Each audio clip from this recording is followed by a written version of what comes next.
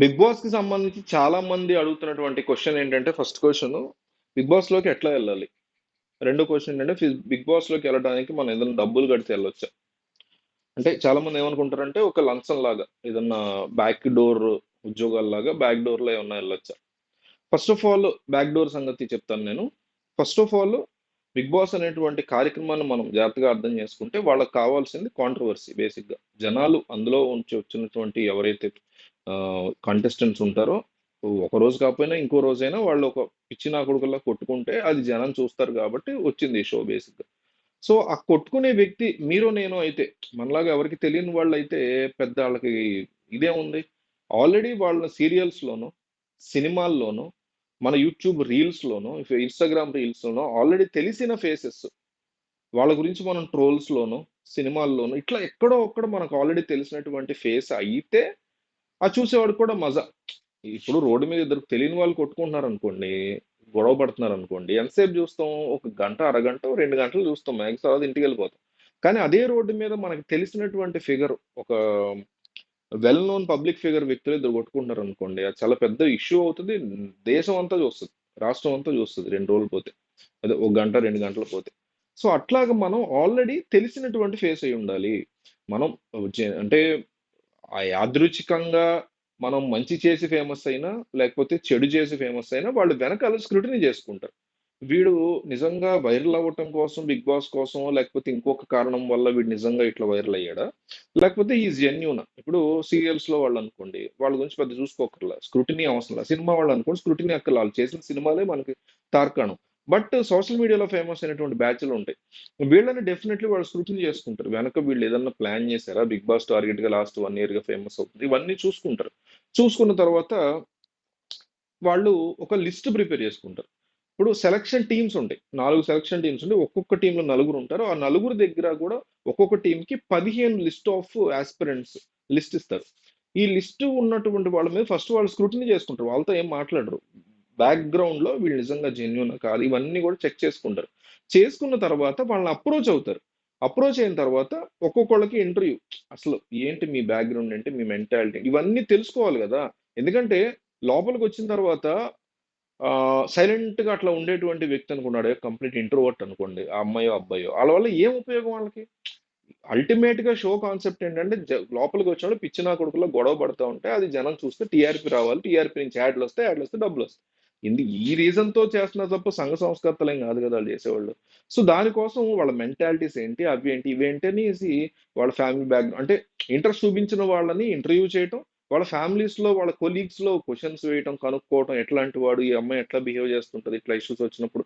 ఇవన్నీ చూసినప్పుడు ఓకే, ఈ ఏజ్ కేటగిరీలో ఈ వ్యక్తి మనకు ఓకే అయ్యారు, అట్లా కన్ఫర్మ్ చేసుకుని చాలా జెన్యూన్ గా చాలా స్ట్రాంగ్ గా అన్నిటిని మించి ఒక డీప్ స్క్రూటినీ చేసి వాళ్ళకి కావాల్సినటువంటి క్యాండిడేట్ని ఏజ్ గ్రూప్ ప్రకారం, మేల్ ఫీమేల్ రేషియో ప్రకారం తీసుకుంటారు.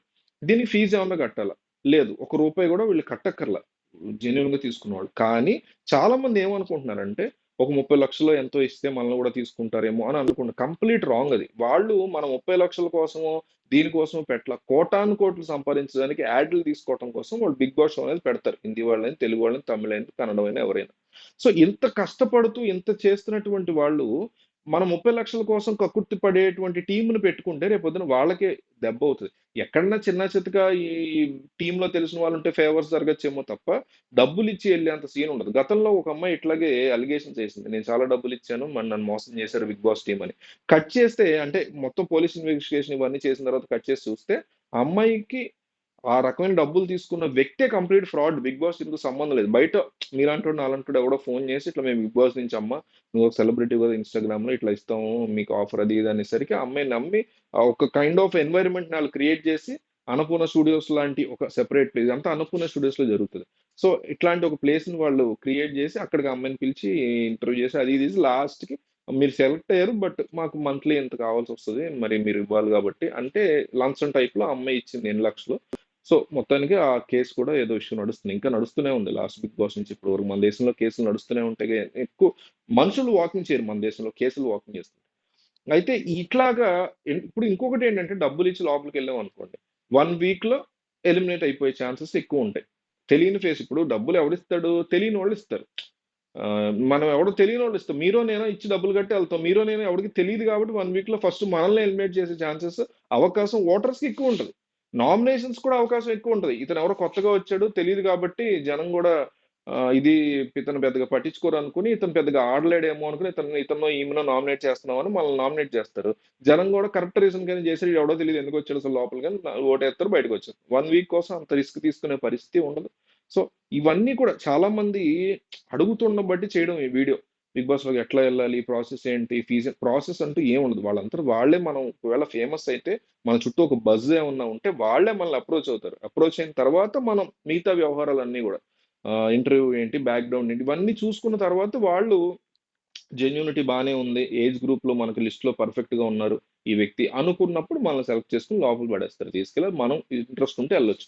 సో, వీక్లీ ఇంత అని పే చేస్తారు. వాళ్ళ లెవెల్ బట్టి వాళ్ళు ఆల్రెడీ చేస్తున్న వర్క్‌ని వదిలేసి పక్కకి రావడం గాని, ఇప్పుడు 'జబర్దస్త్' నుంచి వచ్చిన వ్యక్తులనుకోండి. సో, ఈటీవీ నుంచి వదిలేసి మా టీవీకి వస్తున్నట్టే కదా లెక్క. 'బిగ్ బాస్' మా టీవీది కాబట్టి. సో, అక్కడ వదిలేసి వస్తున్నందుకు గాను వాళ్ళకి మంచి ప్రైజ్ పే చేయాల్సి ఉంటది వీళ్ళు. వస్తున్నందుకే ప్రైస్.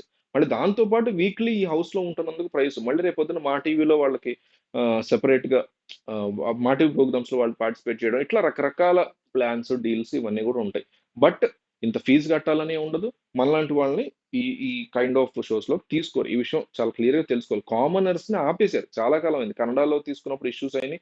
తెలుగులో గూడా ఒక్కసారి కూడా తీసుకోలేదనుకుంట. తెలుగు నాకు తెలిసి హిందీలో తీసుకున్నారు. చాలా ఇష్యూస్ అయినాయి. కామనర్స్‌ని తీసుకున్నప్పుడు ఏమవుతుందంటే ఆ డిఫరెన్స్ వచ్చేస్తుంది హౌస్‌లో. వీళ్ళంతా సెలబ్రిటీ బిల్డప్‌తో ఉంటారు. మనలాంటోడిని ఎవడినో పట్టుకెళ్ళినప్పుడు వాళ్ళు వీళ్ళతో మ్యాచ్ అవ్వలేరు. ఆ వైబ్ డెఫినైట్‌లీ డిఫరెంట్‌గా ఉంటది ఈ వైబ్. సో, అందువల్ల ఇష్యూస్ వస్తున్నాయనేసి కామనర్స్‌ని చాలా వరకు ఆపేశారు. సో, అంటే ఫేమస్ అయిన కామనర్ వేరు. ప్రశాంత్ ఉన్నాడు. లాస్ట్ టైమ్ గెలిచాడు. రైతు బిడ్డ సంథింగ్. అది వేరు. ఫేమస్ అయిన కామనర్ వేరు.